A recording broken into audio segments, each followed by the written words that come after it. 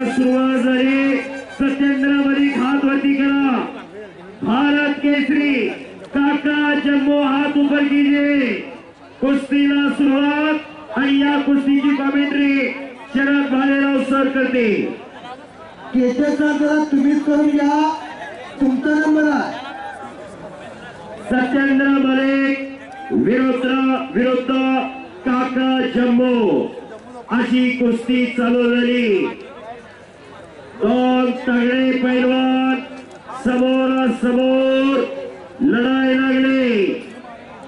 चौदंडी चालू झाली, गर्दन खेच चालू झाली।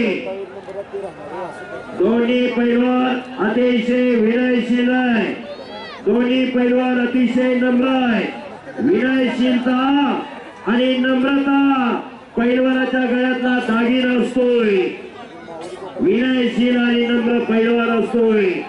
चालू परिस्थिती दोन क्षेत्राशी राहिले तिथं गुरुच्या पायाला हात लावून दर्शन घेतलं जातं। एक वारकरी संप्रदाय आणि दुसरा म्हणजे कुस्ती।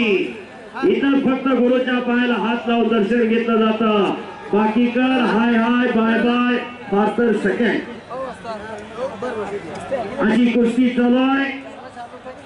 तगडी कुस्ती लागलेली आहे। दोन पैलवान आमने सामने लढाई लागलेले आहेत। जितेंद्र विरुद्ध काका जम्मो अशी कुस्ती चालू आहे। एक मिनिट आपले काका आपली वाट बघत आहे, गाडीकडे जावा। उपमहाराष्ट्र केसरी विराट डोईफोडेचे पुतणे दिनेश डोईफोडे। बोला सर बोला। चला पैलवान कुस्ती करा। दिनेश डोईफोडे गाडीकडे जावा। कुस्ती चालू झालेली आहे। मैदान खचाखच गच्च भरलेलं आहे।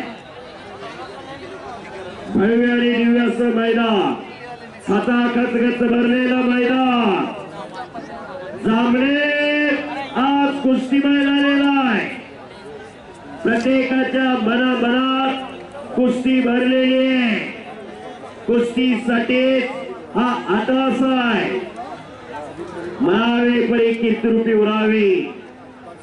रोस्तम हिंद हरिश्चंद्र बिराजदार मामा पैलवान कसे असावे आणि वस्ताद कसे असावे म्हणजे हरिश्चंद्र बिराजदार मामा। रामली मुदगल नावाचं गाव लातूर जिल्ह्यातलं कासारसाई जवळचं 9वीच्या वयात असताना कोल्हापूरच्या गंगावेश मध्ये रुजू झाले आणि या महाराष्ट्राचा पहिला डबल भारत केसरी गणपत अण्णा खेडकर 1964 आणि 1965 गणपत खेडकर अण्णांच्या मार्गदर्शनाखाली सराव चालू केला। उत्तरोत्तर प्रगती वाढत गेली। एक चपळ पोरगा पोटात तरी कोकण्या रस्त्यासारखं पोरगा वाढायला लागलं आणि संपूर्ण महाराष्ट्राचं लक्ष वेधून घेतलं। हरिश्चंद्र बिराजदार मामाने 1969 ला भारत केसरी झाले। हरिश्चंद्र बिराजदार मामा पुढा रोस्तम हिंद झाले। राष्ट्रकुल सुवर्ण पदक विजेता होण्याचा बहुमान मिळवला 72 ला। आणि अशाच परिस्थितीत एक दिल्लीचं तुफान, एक दिल्लीचं वादळ महाराष्ट्रात आलं होतं। महाबली सतपाल नावाचं कुणाची जोड आहे कळना, कुणा 5 मिनिटाच्या पुढे सोडला। 11 जानेवारी 1977 ला बेळगावला कुस्ती लागली। हरिश्चंद्र बिराजदार मामाने 4 मुंड्या चीत केलं महाबली सतपालला। हत्तीवरनं मिरवणूक काढली कोल्हापूर मधनं। स्वतःची पैलवानकी संपली पण ह्या लाल मातीपासून दूर झाली नाही। गोकुळ वस्ताद तालमीचा कार्यभार हातात घेतला आणि हजारो पैलवान घडवले। शेकडो पदकं खोऱ्याने वडणारी तालीम म्हणजे गोकुळ वस्ताद तालीम पुणेची। असा हरिश्चंद्र बिराजदार मामाचा इतिहास। 6 महाराष्ट्र केसरी घडवले हरिश्चंद्र बिराजदार मामाने। काका पवार, रणजित तलवडे, राहुल आवारे, युवराज वाघ यांच्यासारखे अनेक पैलवान घडवले। आज मामा आपल्यामध्ये नाही पण या लाल मातीच्या माध्यमातून हरिश्चंद्र बिराजदार मामांचा उल्लेख केला जातो नावाचा। असा इतिहास या महाराष्ट्राच्या कुस्तीचा, दैदिप्यमान इतिहास या महाराष्ट्राच्या कुस्तीचा। हे 21वे शतक आहे। ज्ञान, माहिती, विज्ञान, तंत्रज्ञानाचं युग ओळखलं जातं। इन्फॉर्मेशन टेक्नॉलॉजीचं युग आहे। अनेक देश महासत्ता होण्याचं स्वप्न पाहत आहे। दारिद्र्य, विषमता, भ्रष्टाचार, नक्षलवाद, दहशतवाद यासारख्या गोष्टींना सामोरं जावं लागतंय. यासाठी निरोगी, निर्व्यसनी, सशक्त आणि बलशाली पिढी घडली पाहिजे. यासाठी महाजन साहेबांनी एवढा मोठा अट्टास केला.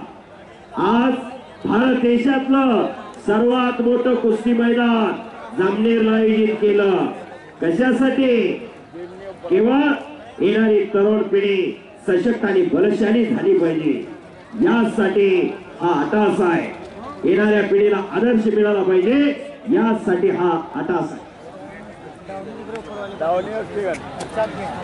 घोटना निवलेला आहे समोर. घोटना नावाची प्रकार. ओ भले भले भले. पंचाचा निर्णय अखेरचा. पंचाचा निर्णय अखेरचा. निपक्षपातीपणाचा निर्णय अपफरमावलाय. डोळ्याला काळी पट्टी असते. न्यायदेवतेला आणि मनोदेवतेला साक्ष ठेवून निर्णय. न्यायदेवता आंधळी असते. सर पुढची कुस्ती अनाउन्स करा. कुस्ती सर चालू कुस्ती नंतर पुढची कुस्ती लागणार आहे. कृष्णा कुमार चले पैलवानजी हॅपी से आणि हाताला एक लंगी.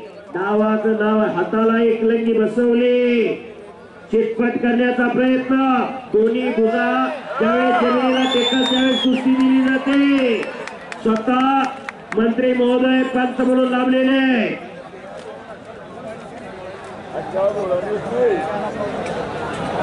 आणि पंचाचा निर्णय अखेरचा असणार आहे.